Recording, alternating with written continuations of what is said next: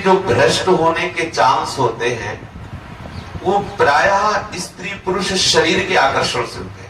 जैसे आज आपने अच्छा पदार्थ पा लिया, कोई विशेष फर्क की बात नहीं। आपने थोड़ा धन संग्रह कर लिया, विवेक हुआ, आपने साधु भंडारा कर दिया, कोई हानि नहीं हुई। आपकी बड़ी यश कीर्ति हो रही, थोड़ा सुलझ गए, समझ गए कि भगवत संबंध से यश कीर्ति हो रही, वो आपको फंसा नहीं पाए। एक विशेष फंसने का, भ्रष्ट होने का चांस होता है स्त्री पुरुष का आकर्षण। सत्य मानिए, भ्रमण करते हुए हमको ऐसे ऐसे उदाहरण मिले हैं, देखने को मिले हैं, संग से मिले हैं और नगद भी मिल रहे हैं, तो अब भी मिल रहे हैं, क्योंकि आपसे कोई अपनी बात बताता नहीं है और अपने को जब एकांत में मिलते हैं तो अपनी बात बताते हैं, तो उसका भी अनुभव होता है। स्त्री संग की चाह भले ना हो, लेकिन स्त्री प्रियता बनी रहती है। ध्यान रखना, स्त्री साधक के हृदय में पुरुष संग भले ना हो पावे, लेकिन पुरुष की प्रियता बनी रहती है, पुरुष शरीर की प्रियता बनी रहती है। ये देखा, मतलब सूक्ष्मता की बात, ठीक बात समझ लीजिए। यदि आप विषयी पुरुषों का दर्शन करेंगे तो विषय संयोग की लालसा होगी। संगम त्यजेत मिथुन प्रतिनाम मोक्षो सर्वात्मना विसृजेत बहिरिंद्रियाणि। ये सौभरी जी का अनुभव है, उन्होंने इस श्लोक कहा है। जहां माताएं बहनें हो, हम उस साधक को बहुत हेय समझते हैं जो साधना में इस बात की छूट करता है, स्त्रियों से बात करता है, स्त्रियों की तरफ देखता है। किसी की ताकत है तुम्हें आदि तरफ अंगुली कोई उठा सके? जैसे किसी साधक ने आज अब बताया कि हमको किसी ने ऐसा कहा, अगर तुम गलत नहीं होगे तो तुम्हारी तरफ अंगुली उठाने की किसी के सामर्थ्य नहीं है, निश्चित समझो। हाँ, ये जरूर हो सकता है तुम 10% गलत हो तो 90% और जोड़ के 100% कह देगा। ध्यान रखना, कोई भी साधक किसी भी माता बहन की तरफ देखा जो निश्चित पति तो हो जाएगा, उसे कोई नहीं रोक सकता, क्योंकि दृष्टि से संक एक मछली की क्रीड़ा को देखकर सौभरी महाराज ने अपना अनुभव कहा है। ये बिल्कुल साधक को सावधान रहने की जरूरत है, भ्रष्ट होने का चांस ही न दिया जाए। आंतरिक जब मन विषय का चिंतन करे, उसी समय सावधान होकर पुकारो, उसी समय सत्संग करो, उसी समय भागो और किसी ऐसे संत के समीप जाओ जो तुम्हें बल प्रदान कर सके। तत्काल आप मन पर शासन कीजिए, और अगर ऐसा कोई संयोग ना मिले तो फिर प्रगट में वहां मत रुकिए जहां ऐसे विषय सामग्री का बाहुल्य हो, संयोग हो, जहां माताएं बहनें रहती हो, जिनका देखना सहज में हो रहा हो, जहां ऐसे आश्रम में तो रहना ही नहीं चाहिए साधक को जहां माताएं बहनें सहन करती है और वही तुम्हारा बगल में कमरा। कभी नहीं होना चाहिए। भीख मांगे, खाए, फुटपाथ में भरे पड़े, अपने जीवन को नष्ट न करें। बहुत कम समय है, हमने देखा है 70-70, 90-90 वर्ष की अवस्था में भी स्त्री प्रियता, पुरुष प्रियता बनी रहती है। मन बहुत बेईमान, थोड़ी देर के लिए आपको शित बना देगा, इसके बाद वो क्या दुर्दशा करेगा आप सोच भी नहीं सकते। जो परमार्थ से आगे बढ़ना चाहता है, परमार्थ में आगे बढ़ना चाहता है, उसको ठीक शास्त्र और सदगुरु के अनुसार चलना चाहिए। दृष्टि को बचा के होश में, बहुत कीमती जन्म है, किस लिए? बहुत सावधानी। भ्रष्ट होने का निमंत्रण हम देते हैं, स्वयं देते हैं। अंदर से भोगों का संकल्प और बाहर से भोगी पुरुषों का सानिध्य। जरा महापुरुषों के वचनों पर ध्यान। संगम त्यजेत मिथुन प्रतिनाम मोक्षो। जो मोक्ष प्राप्त करना चाहता है उस मुमुक्षु को विषयी पुरुषों का कदापि संग, भूखे मर जाएंगे लेकिन विषयी पुरुषों का संग नहीं करेंगे।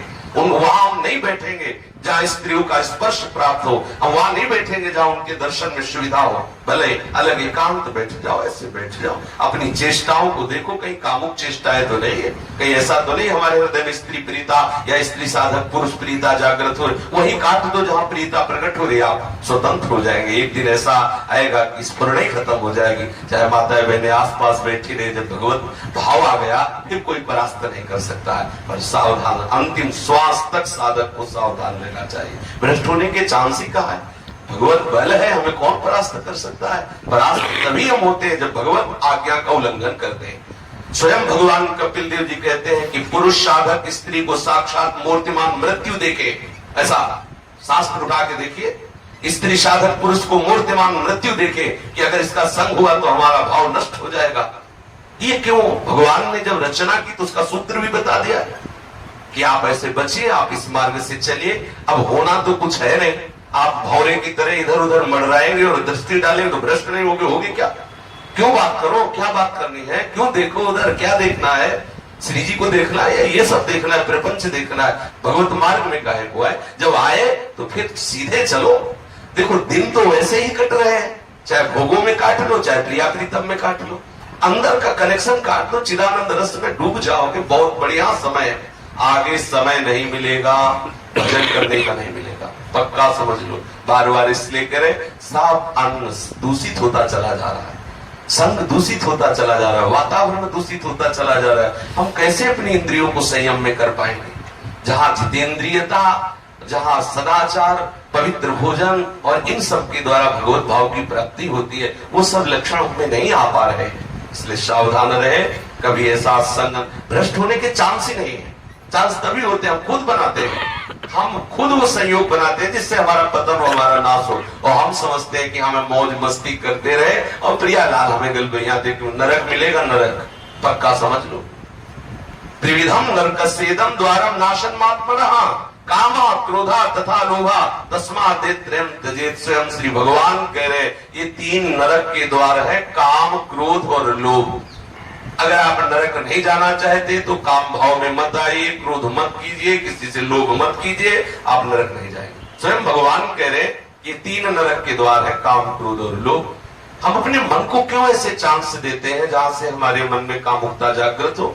हम क्यों किसी की तरफ देखें, क्यों किसी से बात करें? हम वहां खड़े ही क्यों हो जहां हमारा मन हमें परेशान करे? हम अपने मार्ग पे चले तो हमारे भ्रष्ट होने की कोई, भ्रष्ट वही साधक होता है जो शास्त्र और गुरु की आज्ञा का उल्लंघन करता है। नहीं, दृढ़ निश्चय से कह रहे हैं कभी किसी भी तरह से आपका कोई नाश नहीं कर सकता यदि शास्त्र की आज्ञा के अनुसार चले, कभी नहीं हो सकता। आप नजर झुका के रखिए, कभी कोई बात करने का संयोग, हम तो कहते हैं साधक को बात करने का संयोग आएगा ही क्यों आएगा? हमारा केवल उद्देश्य है उदर पोषण। तो गए राधे श्याम बोला, आंख नीची करके मधुकरी ले ली, तो रास्ता देखने के लिए नेत्र नीचे आए, ठाकुर दर्शन किए, नीचे नेत्र किए, किसी की तरफ देखने नहीं तो रास्ता ही नहीं बचा। हम श्रवणेन्द्रिय को, नेत्रेंद्रिय को अपने शासन में रखें, कोई कामुक बात न सुने, कामुक दृश्य न देखे, तो अंदर छोटी मोटी स्फुरणाएं हुई भगवत भजन से शांत हो जाती। हम सबके हृदय में उत्पन्न होती, ऐसा नहीं। जब तक भगवदाकार वृत्ति नहीं हो जाती तब तक ये विकार रहता ही है। पूर्व संस्कार जन्म जन्मांतरों के हैं, उनको हटाते रहना चाहिए। और एक दिन ऐसा आता है हृदय एकदम शांत निर्मल, जब घर में खाने को मिलता है तो बाहर झूठी झूठी पत्तले चाटने की इच्छा नहीं होती। निज सुख बिन मन होई कि थीरा, जब अपना मन परमात्मा सुख में, कहा मलमूत्र के इन शरीरों में कोई राग करेगा जिसको भगवत चरणारविंद का अनुराग प्राप्त है। खूब प्रवचन सुनो, आज्ञा का पालन न करो, चिंतन मनन न करो तो भ्रष्ट रखे हो। मिलो चाहे किसी से ना मिलो, समझ लो, मिलो चाहे ना मिलो, बाहर से ना मिलोगे तो अंदर से वो सब काम कर देगा जो उसको करना है। मन बहुत बलवान है, जरूरी थोड़ी कि तुम परस्पर विपरीत शरीर से मिलो, स्त्री या पुरुष मिलने की जो कोई जरूरत है, बिना मिले आपको भ्रष्ट कर देगा। बहुत बलवान मन है, हमें मन से ही ठीक कर लेना, अंदर ही अंदर सुधार कर लेना। साधना गुरु किस लिए बनाया जाता है, इस मार्ग में क्यों चला जाता है? हमें वो युक्ति चाहिए जिस युक्ति से हम मन को संभाल के अगर आप थोड़ी देर के लिए, जैसे हम किसी माता बहन की तरफ देख रहे हैं, मन कह रहा भगवत भाव से देख रहे हैं, लेकिन शास्त्र निषेध करता है एक बार अचानक दृष्टि चली जाए भगवत भाव कर लेना है वहां, लेकिन भगवत भाव से इनको देखना भी नहीं है। शास्त्र निषेध करता है स्त्री दर्शन, स्त्री संभाषण, एकांत में स्त्री के साथ हंसी मजाक, शास्त्र निषेध है भगवत स्वरूप, लेकिन हमें नहीं देखना। अचानक दृष्टि चली जाए तो हम इन पर भगवत भाव कर लेते हैं और इनको दोबारा नहीं देखते, क्योंकि शास्त्र की आज्ञा है। ऐसे स्त्री साधक को पुरुष के लिए भाव रखना चाहिए। तो भ्रष्ट होने के चांस तभी होते हैं जब हम कहीं ना कहीं शास्त्र और गुरु की आज्ञा का उल्लंघन करते हैं। नहीं तो निश्चित समझो, अब अहंकार वाली बात होगी, जीवन में कभी भर नेत्र से किसी माँ बहन की तरफ देखने का अवसर ही ठाकुर जी ने नहीं दिया। ऐसी रहनी वैसा रहा, और ऐसे हृदय में इतनी जलन रही है कि क्या देखे, किसकी तरफ देखे, हृदय की जलन ही नहीं बुझा पाए, तुम दूसरे की तरफ क्या देखे। ऐसी और 7-8 दिन रोटी नहीं मिली तो किसी की तरफ देखने का चांस क्या रहेगा।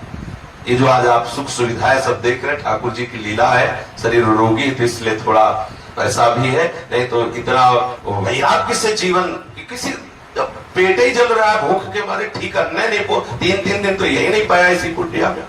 जब भोजने नहीं जा रहा है, अपने आप आते भूख चिल्ला रहे, अन्न नहीं चिल्ला रहे, तो किसकी तरफ देखेंगे? जब दही और दूध और रबड़ी और मलाई खा के निकलेंगे तब इधर उधर देखने की इच्छा होगी। अगर हम रूखा सूखा खाए, जिसका भोजन शुष्क उसका भजन सरस, और जिसका भोजन सरस उसका भजन नीरस।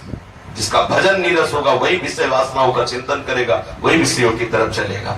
एक बार भगवान के चरणारविंद में मन लग जाए, कहीं भी रखे कैसे भी रखे क्या फर्क पड़ता है। पर साधक को बहुत सावधान रहना। जो भ्रष्ट आचरण करते रहते हैं ना, और समझते हैं हम बहुत ज्ञानी है, बहुत ये उपासना वो कर लो मनमानी, परिणाम जब आएगा तो अपने आप तुम्हें भोगना पड़ेगा।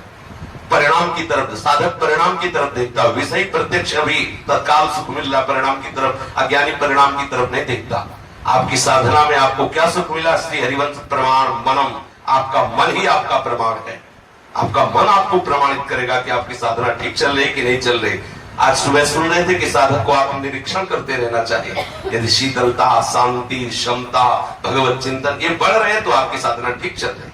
अगर विकार बढ़ रहा है तो आपके साधन में त्रुटि, आप उसको खोज लीजिए। सत्संग किस बात का होता है? सत्संग दर्पण है, आपको दिखाता है कि आपका चेहरा कहाँ दागी हो रहा है, अंतःकरण आपका कहाँ गलत हो रहा है, आप कौन से आचरण में गलत हो रहे हैं। अगर आप ठीक से चलेंगे तो भ्रष्ट होने के चांस है ही नहीं।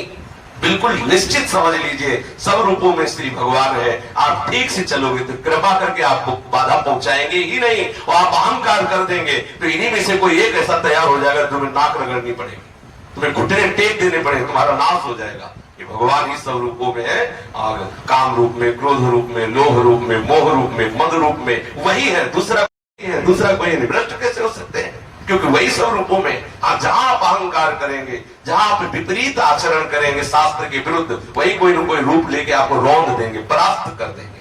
इसलिए भ्रष्ट होने का चांस उसी साधक को है जो शास्त्र और सदगुरुदेव की आज्ञा के विपरीत आचरण करता है।